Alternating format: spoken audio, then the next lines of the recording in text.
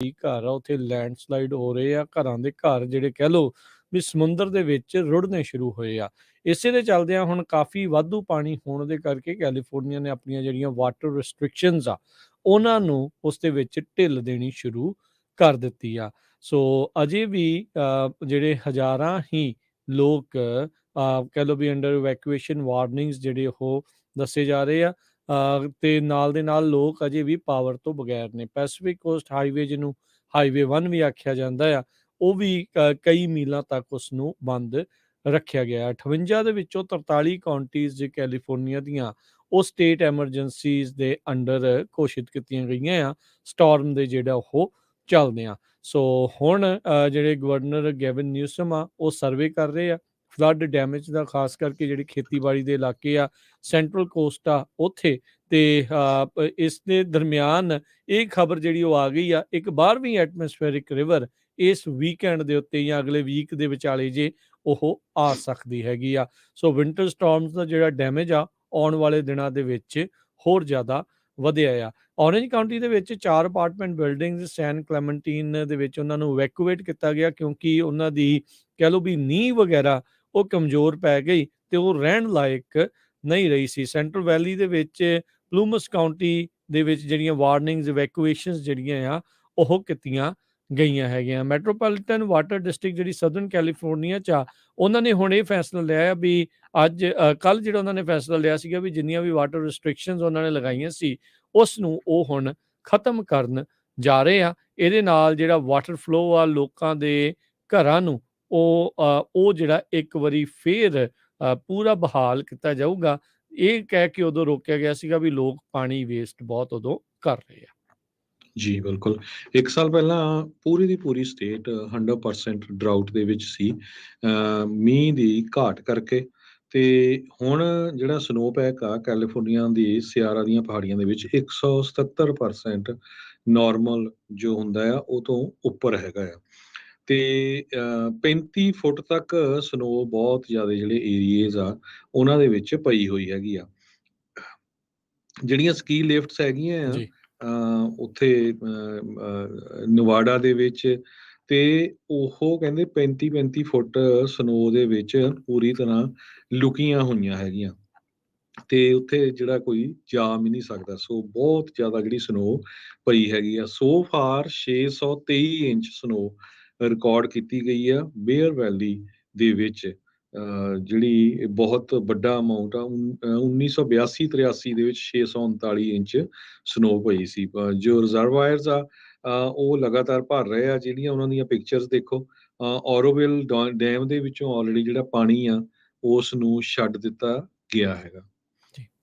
Governor ਤੇ ਗੈਵਨ ਇੱਕ ਜ਼ਰੂਰ ਐਡ ਕਰਨਾ ਸੀ, ਟੁਲੈਰੀ ਕਾਉਂਟੀ ਦੇ ਵਿੱਚ ਰਾਜਾ ਕਨਵੀਰ ਸਿੰਘ ਜੀ ਕਾਫੀ ਇਵੈਕੂਏਸ਼ਨ ਵਾਰਨਿੰਗ ਦਿੱਤੀ ਗਈ ਹੈਗੀ ਆ। ਐਲਪੌਗ, ਐਲਨਵਰਥ, ਇਹ ਜਿਹੜੀਆਂ ਕਮਿਊਨਿਟੀਜ਼ ਹੈਗੀਆਂ, ਕਿਉਂਕਿ ਪਿਛਲੇ ਦਿਨਾਂ ਤੋਂ ਟੁਲੈਰੀ ਕਾਉਂਟੀ ਦੇ ਵਿੱਚ ਜਿਹੜਾ ਰਿਵਰ ਹੈਗਾ ਆ ਉਹਦੇ ਵਿੱਚ ਫਲੱਡਿੰਗ ਬਹੁਤ ਜ਼ਿਆਦਾ ਹੋ ਰਹੀ ਹੈਗੀ ਆ। Avenue 88 south of highway 43, avenue 16 ਤੇ ਟੁਲੈਰੀ ਕਿੰਗਸ ਕਾਉਂਟੀ ਲਾਈਨ ਜੋ ਰੋਡ 16 ਆ, ਉੱਥੇ ਜਿਹੜੀਆਂ ਕਨਾਲਸ ਆ ਓਵਰਫਲੋ ਹੋ ਰਹੀਆਂ। ਬਹੁਤ ਸਾਰੇ ਲੋਕਾਂ ਦੇ ਘਰ ਖੇਤ ਜਿਹੜੇ ਆ ਉਹ ਪਾਣੀ ਦੇ ਵਿੱਚ ਡੁੱਬ ਗਏ ਹੈਗੇ ਜੀ। ਉੱਥੇ ਹਾਈਵੇ 43 ਆ ਉਹ ਅਜੇ ਵੀ ਫਲੱਡਿੰਗ ਦੇ ਕਰਕੇ ਨਾਰਥ ਬਾਉਂਡ ਜਿਹੜਾ ਆ ਉਹ ਬੰਦ ਕੀਤਾ ਗਿਆ ਹੈਗਾ ਆ। ਅਗਲੀ ਗੱਲ ਕਰਦੇ ਜਾਈਏ, ਗਵਰਨਰ ਨਿਊਸਮ ਕੈਲੀਫੋਰਨੀਆ ਦੇ ਉਹ ਆਪਣਾ ਸਟੇਟ ਦਾ ਦੌਰਾ ਸ਼ੁਰੂ ਕਰਨ ਜਾ ਰਹੇ ਆ। ਇਸ ਦੇ ਵਿੱਚ ਜਿਹੜੇ ਗਵਰਨਰ ਨਿਊਸਮ ਆ ਉਹਨਾਂ ਨੇ ਨਾਲ ਹੀ ਐਲਾਨ ਕੀਤਾ ਵੀ ਉਹ 1200 ਛੋਟੇ ਘਰ ਪੂਰੇ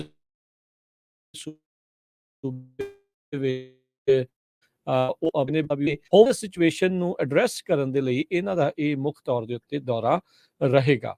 ਇਸ ਅਨਾਉਂਸਮੈਂਟ ਦੀ ਜਿਹੜੀ ਪੁਸ਼ਟੀ ਆ ਗਵਰਨਰ ਦੇ ਆਫਿਸ ਨੇ ਆਲਰੇਡੀ ਕਰ ਦਿੱਤੀ ਆ। ਸੈਕਰਾਮੈਂਟੋ ਜਿੱਥੇ ਉਹ ਹੁੰਦੀ ਆ ਉਹ ਉਹਨਾਂ ਦਾ ਪਹਿਲਾ ਮੇਜਰ ਸਟਾਪ ਹੋਊਗਾ। ਇਹ 4 ਸਿਟੀਜ਼ ਦਾ ਟੂਰ ਕਰਨ ਜਾ ਰਹੇ ਆ।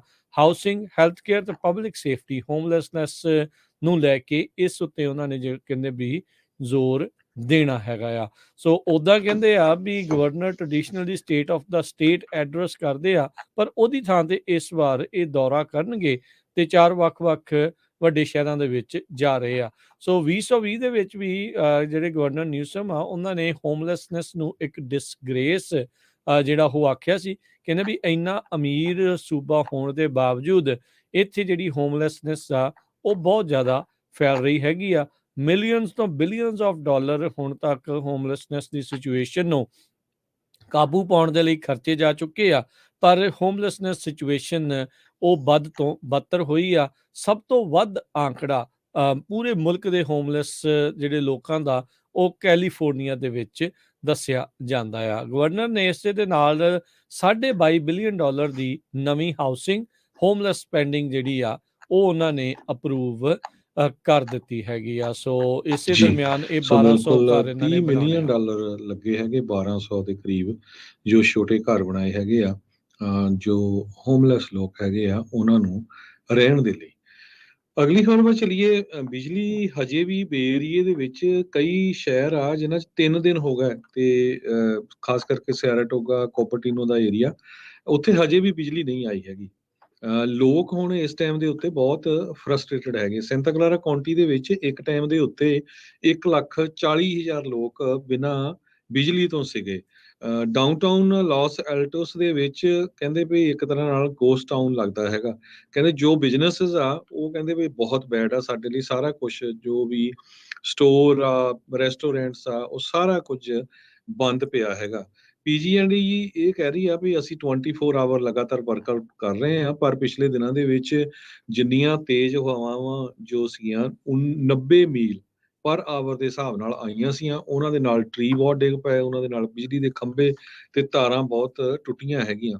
ਸੋ ਇਸ ਕਰਕੇ ਹੌਲੀ ਹੌਲੀ ਜੋ ਉਹ ਲੱਗੇ ਹੋਏ ਹੈਗੇ ਆ ਤੇ ਪੀਜੀ&ਈ ਸਟਿਲ ਕਹਿ ਰਹੇ ਵੀ ਉਹ ਇੰਜੀਨੀਅਰਸ ਦੇ ਨਾਲ, ਲੋਕਲ ਗਵਰਨਮੈਂਟ ਦੇ ਨਾਲ ਤੇ ਹੋਰ ਏਜੰਸੀ ਦੇ ਨਾਲ ਵਰਕਆਊਟ ਕਰ ਰਹੇ ਆ ਫਿਊਚਰ ਦੇ ਵਿੱਚ ਇਨਫਰਾਸਟ੍ਰਕਚਰ ਦੇ ਉੱਤੇ ਮਨੀ ਸਪੈਂਡ ਕਰਨ ਦੇ ਲਈ। ਕਹਿੰਦੇ 90% ਜੋ ਕਸਟਮਰਸ ਬਿਨਾਂ ਪਾਵਰ ਤੋਂ ਆ ਉਹ ਅੱਜ ਰਾਤ ਤੱਕ ਉਹਨਾਂ ਦੇ ਕੋਲ ਬਿਜਲੀ ਮਿਲ ਜਾਊਗੀ। 10% ਜਿਹੜੇ ਆ ਉਹਨਾਂ ਦੇ ਕੋਲ ਚੈਲੰਜਸ ਆ ਕਾਫੀ, ਕਿਉਂਕਿ ਬਹੁਤ ਸਾਰੀਆਂ ਰੋਡਸ ਫਲੱਡਡ ਵੀ ਹੈਗੀਆਂ। ਜੀ ਜੀ ਬਿਲਕੁਲ। ਅਗਲੀ ਜਿਹੜੀ ਗੱਲ ਕਰਦੇ ਜਾਈਏ, ਪਲੇਸਰ ਕਾਉਂਟੀ ਦੇ ਵਿੱਚ ਆਈਏਟੀ ਅਜੇ ਵੀ ਬੰਦ ਦੱਸਿਆ ਆ ਗਿਆ ਹੈਗਾ ਆ।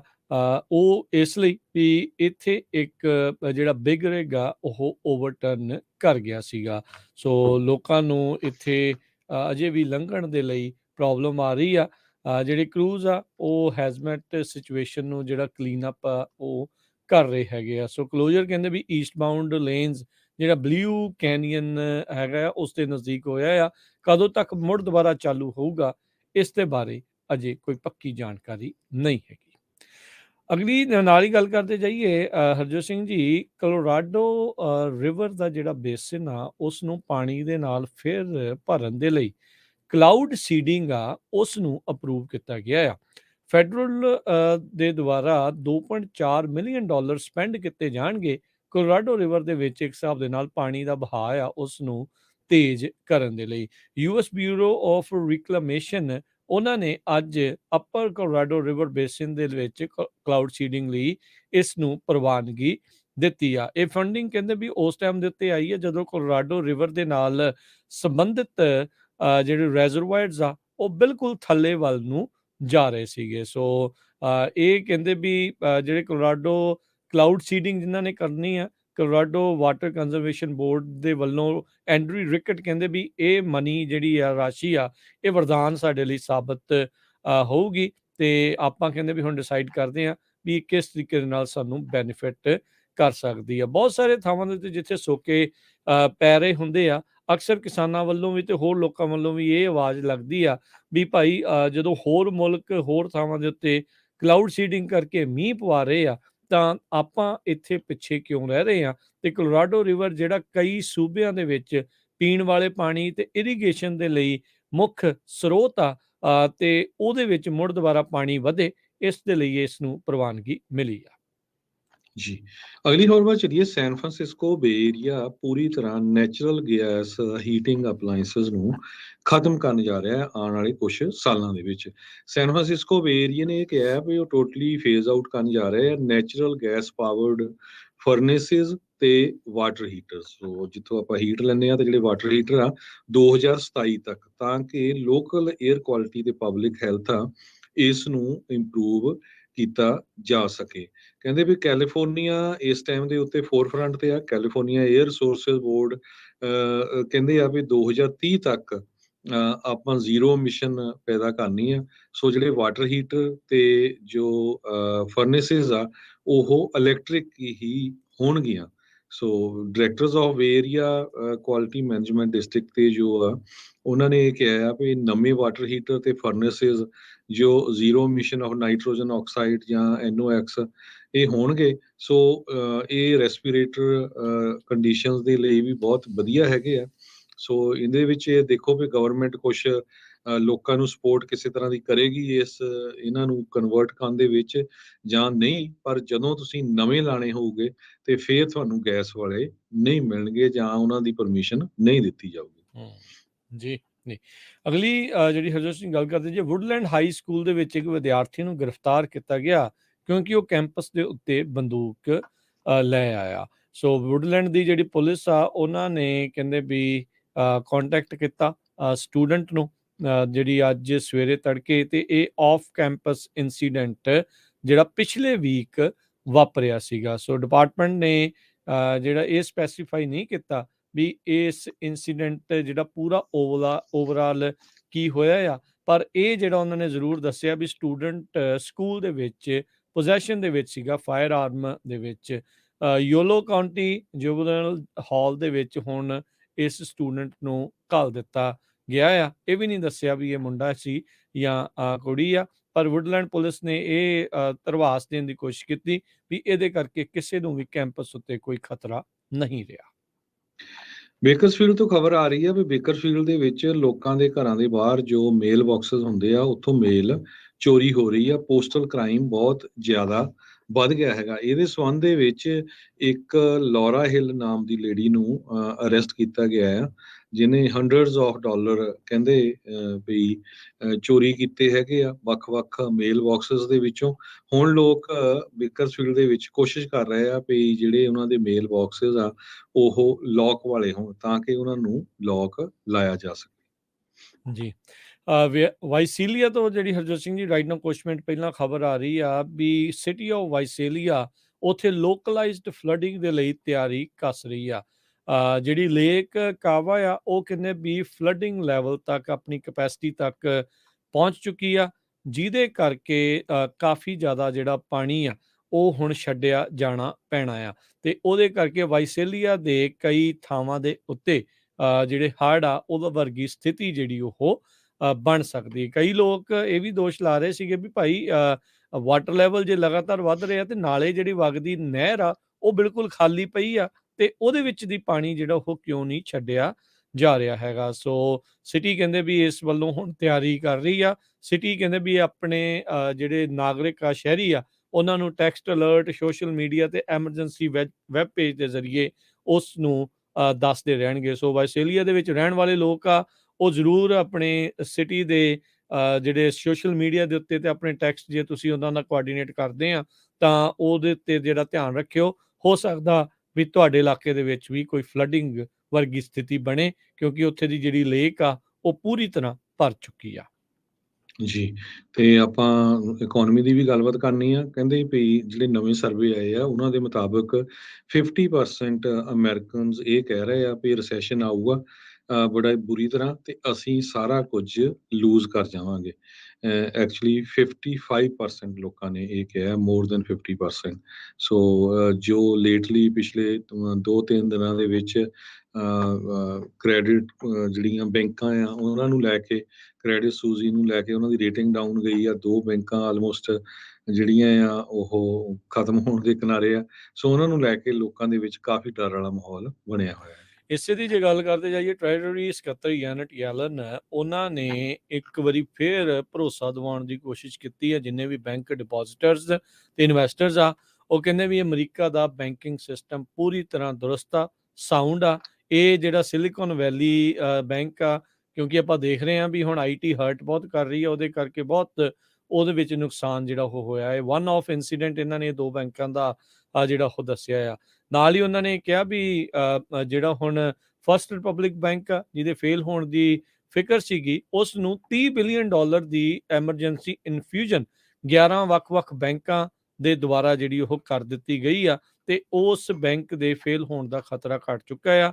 ਕ੍ਰੈਡਿਟ ਸੂਇਸ ਜਿਹੜੀ ਸਵਿਟਜ਼ਰਲੈਂਡ ਦੀ ਦੂਜਾ ਸਭ ਤੋਂ ਵੱਡਾ ਲੈਂਡਰ ਆ, ਉਹਨਾਂ ਨੂੰ ਸਵਿਟਜ਼ਰਲੈਂਡ ਦੀ ਸੈਂਟਰਲ ਬੈਂਕ ਦੇ ਕੋਲੋਂ 50 ਬਿਲੀਅਨ ਫਰੈਂਕ, ਜੋ ਕਿ ਇੱਥੋਂ ਦੇ 54 ਬਿਲੀਅਨ ਡਾਲਰ ਦੇ ਬਰਾਬਰ ਬਣਦਾ ਆ, ਉਸ ਦਾ ਟੀਕਾ ਜਿਹੜਾ ਉਹਨਾਂ ਨੂੰ ਮਿਲ ਚੁੱਕਾ ਆ। ਸੋ ਯੈਨਟ ਯੈਲਨ, ਉਹਨਾਂ ਨੇ ਕੈਪੀਟਲ ਦੇ ਉੱਤੇ ਸੈਨੇਟਰਸ ਦੇ ਮੂਹਰੇ ਅੱਜ ਹੀਅਰਿੰਗ ਸੀ, ਉਹਦੇ ਵਿੱਚ ਉਹਨਾਂ ਨੇ ਇਹ ਭਰੋਸਾ ਜਿਹੜਾ ਉਹ ਦਿਵਾਉਣ ਦੀ ਕੋਸ਼ਿਸ਼ ਕੀਤੀ ਵੀ ਅਮਰੀਕੀ ਲੋਕਾਂ ਨੂੰ ਇਹ ਕੌਨਫੀਡੈਂਸ ਹੋਣਾ ਚਾਹੀਦਾ ਆ ਵੀ ਬੈਂਕਿੰਗ ਸਿਸਟਮ ਪੂਰੀ ਤਰ੍ਹਾਂ ਸਾਊਂਡ ਆ ਤੇ ਤੁਹਾਡੇ ਡਿਪੋਜ਼ਿਟਾਂ ਨੂੰ ਕੋਈ ਵੀ ਖਤਰਾ ਨਹੀਂ ਹੋਵੇਗਾ। ਸੋ ਇਹ ਜਿਹੜਾ ਉੱਥੇ ਉਹਨਾਂ ਨੇ ਭਰੋਸਾ ਓਵਰਆਲ ਦਵਾਇਆ ਹੈਗਾ ਆ।